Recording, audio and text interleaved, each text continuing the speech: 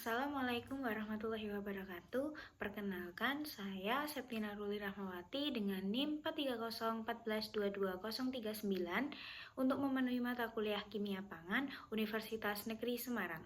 Setelah menyimak video Pakasam, makanan ini dibuat melalui fermentasi alami ikan dengan tambahan garam dan juga nasi.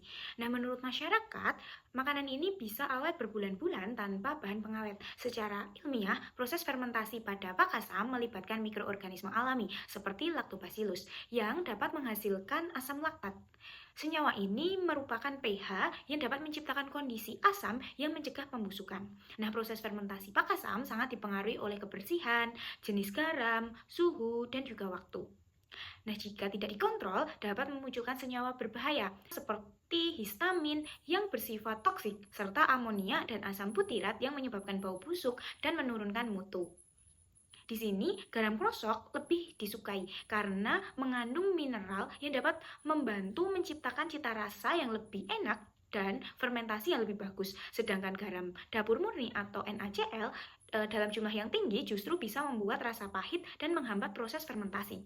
Nah, sebagai ilmuwan muda yang mencintai budaya, tugas kita bukan mengganti tradisi, tetapi menyelaraskan dengan menggabungkan etnosains dengan ilmu modern. Di sini kita memiliki solusi ilmiah. Yang pertama itu ada standarisasi garam dengan mengedukasi jenis dan takaran yang ideal atau garam krosok 8-10% dari berat ikan. Yang kedua, mengontrol higienitas menggunakan wadah yang bersih, air matang, dan juga melalui fermentasi tertutup. Yang ketiga, ada pemantauan sederhana, itu menggunakan kertas lakmus atau indera penciuman untuk mengecek pH dan bau. Nah, selanjutnya kita menggunakan pendekatan kontekstual, di mana kita dapat membuat modul lokal yang menggabungkan ilmu dan juga budaya. Yang selanjutnya itu mendorong kolaborasi mahasiswa UMKM, dinas kesehatan dalam menyusun protokol yang aman.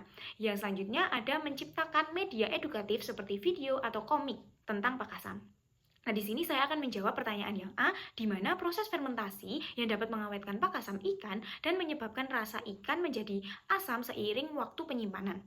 Nah, di sini dikaitkan dengan perubahan zat gizi atau protein, karbohidrat, ataupun pH. Nah, jadi fermentasi itu mengawetkan Pakasam karena aktivitas bakteri asam laktat atau BAL yang menghasilkan asam laktat sehingga menurunkan pH dan menghambat pembusukan. Karbohidrat dari nasi atau beras diubah menjadi asam laktat, sementara protein mengalami degradasi menjadi peptida dan asam amino. Nah, inilah yang menyebabkan rasa asam bertambah seiring berjalannya waktu atau seiring dengan waktu penyimpanan. Kemudian, untuk menjaga ketahanan dan keamanan produk, ini juga dipengaruhi.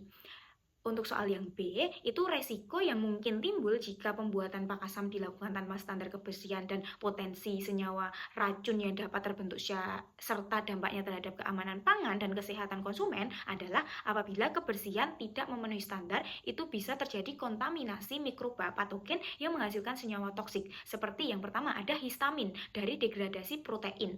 Itu menyebabkan alergi dan juga keracunan. Yang kedua ada asam butirat. Nah, asam butirat ini biasanya juga menghasilkan amonia dari bakteri pembusuk dan ini menimbulkan aroma busuk sehingga terjadi resiko gangguan pencernaan. Untuk dampaknya adalah penurunan mutu keamanan pangan terganggu dan resiko kesehatan konsumen. Nah, untuk soal yang C, penambahan garam dapur atau NaCl murni secara berlebihan itu memang dapat menyebabkan rasa pahit pada Pakasam dan menghambat proses fermentasi. Nah, sebaliknya, apabila garam krosok atau garam kasar yang belum dimurnikan itu cenderung tidak menimbulkan rasa pahit dan lebih mendukung fermentasi secara alami.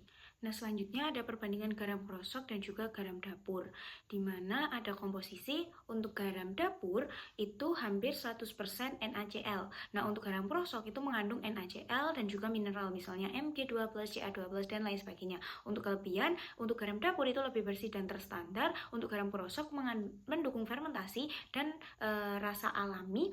Yang selanjutnya ada resiko, di mana untuk garam dapur itu menghambat fermentasi dan rasa yang tidak enak. Untuk garam krosok itu jika tidak higienis akan terjadi kontaminasi logam atau tanah. Jadi dapat disimpulkan bahwa garam krosok lebih ideal untuk fermentasi Pakasam karena menyeimbangkan rasa dan juga mendukung pertumbuhan bakteri baik atau BAL. Namun perlu dijaga kebersihannya agar tidak menjadi sumber kontaminasi. Nah, untuk soal yang D, solusi efektif dan strategi ilmiah fermentasi berdasarkan data. di mana nasi dan beras menghasilkan jumlah BAL yang tinggi, antara 8,76 dan juga 8,75. Fermentasinya lebih optimal. Nah, kontol tanpa karbohidrat itu menghasilkan BAL paling rendah, yaitu 4,59.